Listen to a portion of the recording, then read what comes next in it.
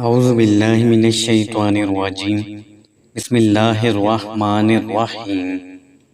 السلام علیکم۔ امید ہے کہ آپ سب خیریت سے ہوں گے۔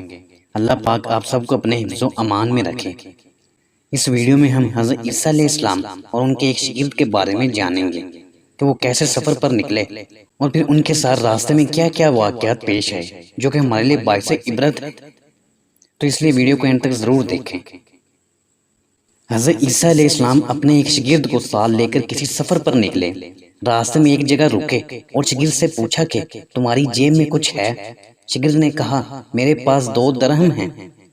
حضرت عیسیٰ علیہ السلام نے اپنی جیب سے 1 درہم نکال کر اسے دیا اور فرمایا یہ 3 درہم ہو جائیں گے، قریب ہی آبادی ہے، تم وہاں سے 3 درہم کی روٹیاں لے آؤ۔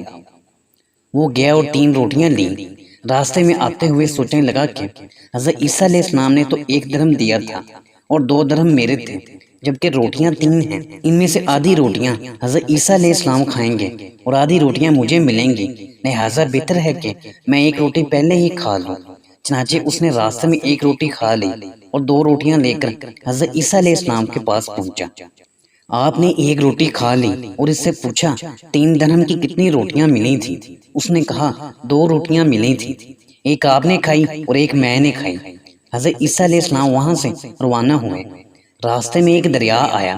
شاگرد نے حیران ہو کر پوچھا اے اللہ کے نبی، ہم دریا عبور کیسے کریں گے جبکہ یہاں تو کوئی کشتی نظر نہیں آتی؟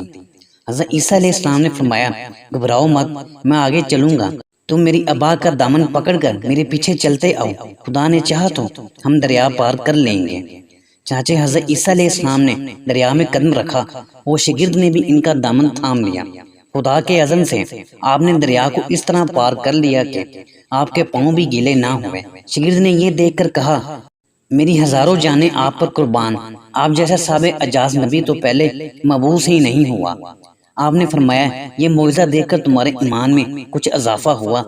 اس نے کہا جی ہاں، میرا دل نور سے بھر گیا۔ پھر آپ نے فرمایا اگر تمہارا دل نورانی ہو چکا ہے تو بتاؤ روٹیاں کتنی تھیں؟ اس نے کہا حضرت روٹیاں بس 2 ہی تھیں۔ پھر آپ وہاں سے چلے۔ راستے میں ہرنوں کا ایک گول گزر رہا تھا۔ آپ نے ایک ہرن کو اشارہ کیا، وہ آپ کے پاس چلا آیا۔ آپ نے ذبح کر کے اس کا گوشت کھایا اور شاگرد کو بھی کھلایا۔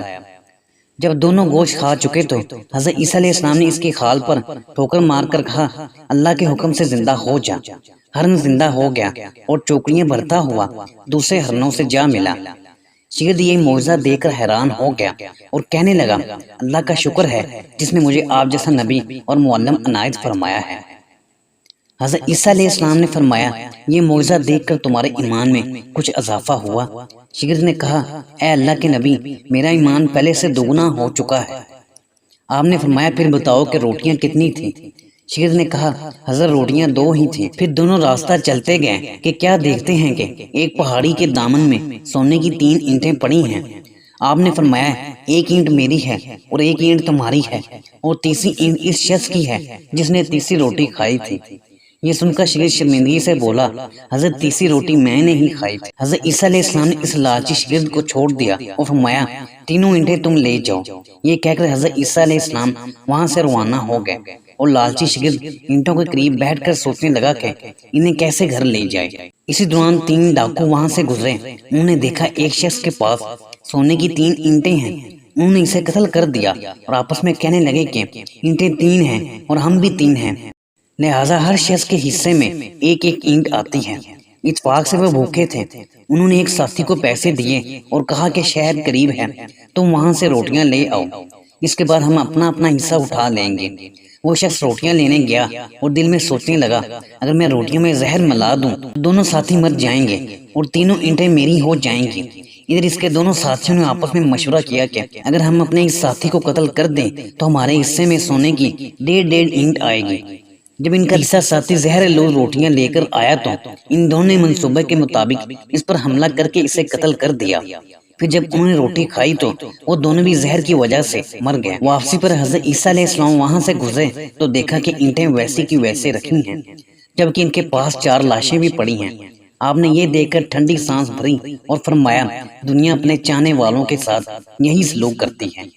یہ واقعہ اور اس طرح یہ واقعہ اس طرح کے دیگر واقعات اسرائیلیات کے قبیل سے ہیں، لہٰذا آپ صلی اللہ علیہ وآلہ وسلم سے ثابت نہیں ہیں، لہٰذا اس کی نسبت آپ صلی اللہ علیہ وآلہ وسلم کی طرف کرنا درست اور صحیح نہیں ہے۔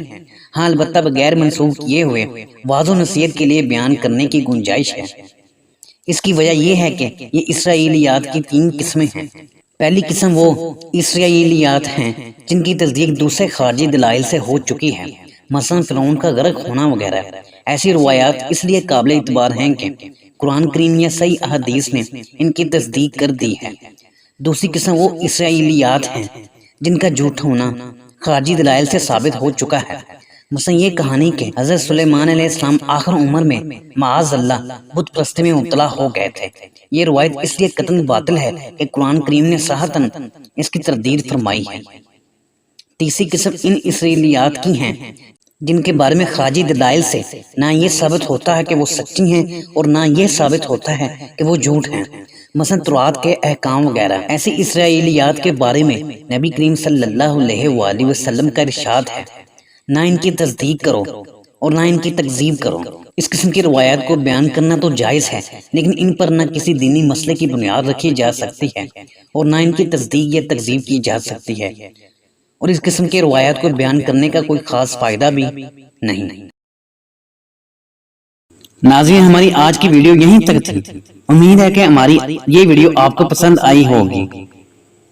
ویڈیو پسند آنے پر اسے لائک بھی کر دیں اور ہمارے چینل کو سبسکرائب بھی کر دیں اور گھنٹی کے بٹن کو پریس کر دیں تاکہ اس طرح کی مزید اچھی ویڈیو کو نوٹیفیکیشن آپ کے پاس بر وقت پہنچ سکیں۔